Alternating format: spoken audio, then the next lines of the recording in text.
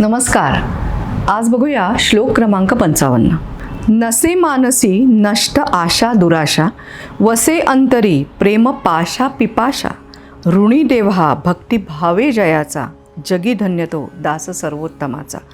दुराशा म्हणजे दुष्ट वासना, पण प्रेमपाशा म्हणजे प्रेमाचं बंधन, आणि पिपाशा म्हणजे तहान.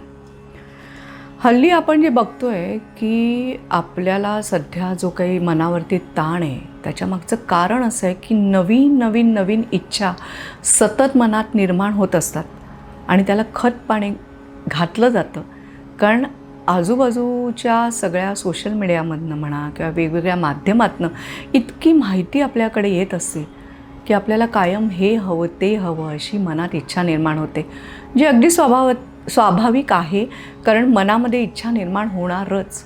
पण मग त्या इच्छांमागे धावायचं किती, त्या इच्छा पूर्ण करताना मार्ग कुठला अवलंबायचा, ह्या सगळ्याचा विचार आपण करण्याची गरज आहे. आणि मग ह्या सगळ्यांमध्ये काय झालं माहिती आहे, स्पर्धा एक प्रकारची निर्माण झालेली.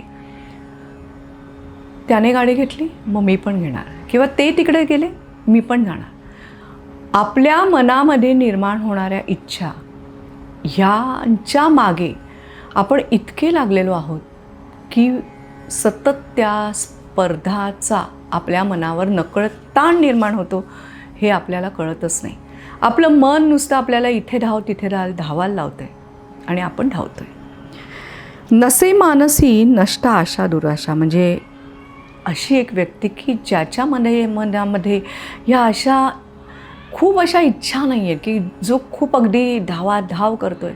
काय झालं आहे हल्ली स्टेटस सिम्बॉल, समृद्धी, श्रीमंती ह्या सगळ्याच्या कन्सेप्ट ह्या मनामध्ये कुठेतरी वेगळ्या अर्थाने यायला लागले आहेत आणि म्हणून आपल्या मनाची धावपळ आणखीनच वाढली.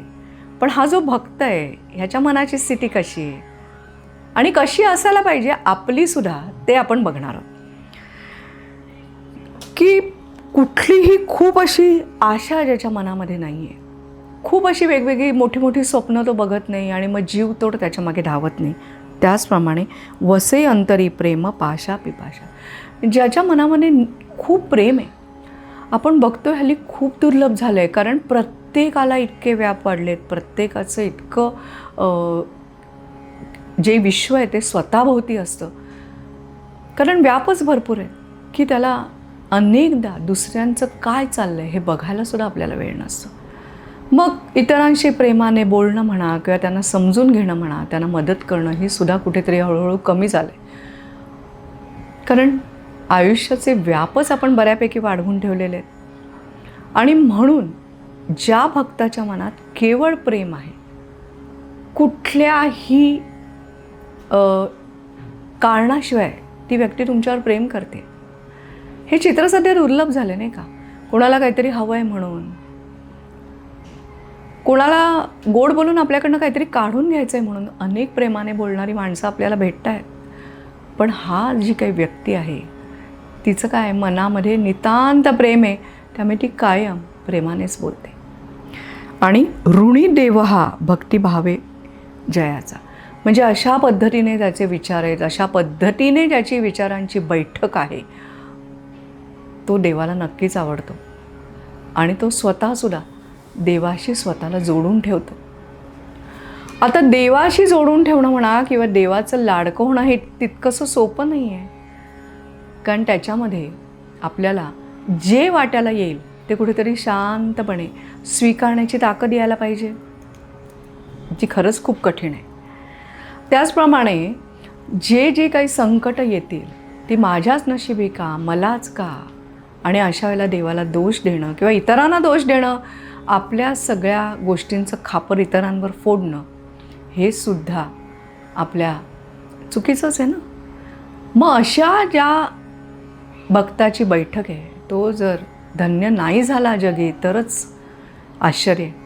त्यामुळे तुम्हाला जर तुमची स्ट्रेस लेवल कमी करायची असेल तर मुळामध्ये आधी आपल्याला बघायला हवं या जगामध्ये की ह्यातल्या नक्की ज्या इच्छांच्या मागे मी धावते किंवा मी धावतोय ते नक्की खरंच त्या गरजेच्या आहेत का, खरंच त्या पुरे करण्यामागे नक्की काय विचार आहे, हा एक भाग. आणि प्रेमाने इतरांशी संवाद साधणं हा दुसरा भाग. या दोन्ही गोष्टी जर आपल्याला शिकता आल्या, स्वतःमध्ये अंगी बाणवता आल्या, तर खऱ्या अर्थाने ह्या श्लोकाचा अर्थ आपल्याला कळला आणि आपण तो आचरणात आणला असं आपण नक्की म्हणू शकतो. हा जो काही भक्त आहे त्याच्या मनाची बैठक अशी आहे की जे जे काही समोर येईल ते परमेश्वराची इच्छा ह्याने तो समाधानाने स्वीकारतो आहे. मग त्याच्या मनाप्रमाणे घडलं नाही घडलं तरीसुद्धा परमेश्वरावर त्याचा विश्वास आहे आणि त्याला आवडेल असं वागण्याची त्याला इच्छा आहे आणि त्यामुळे त्याचे प्रयत्न पण तसे. नुसते प्रयत्न नाहीत तर त्याचे विचार तसे, त्याची कृती तशी. त्यामुळे हे जे समाधान सध्या दुर्लभ झालेलं आहे ना, ते मिळवण्याकरता म्हणून आधी मुळात नक्की आपण कशाच्या मागे धावतो आहे, ह्या स्पर्धेमध्ये उतरलो आहे आपण, पण त्याच्यात आपण काय गमावतो आहे ह्याचा विचार करणं गरजेचं आहे. आणि म्हणून स्पर्धेच्या युगामध्ये जर मनामधलं समाधान टिकवायचं असेल तर हा श्लोकाचा अर्थ आपल्याला नीट समजून स्वतःच्या आचरणात आणायला हवा.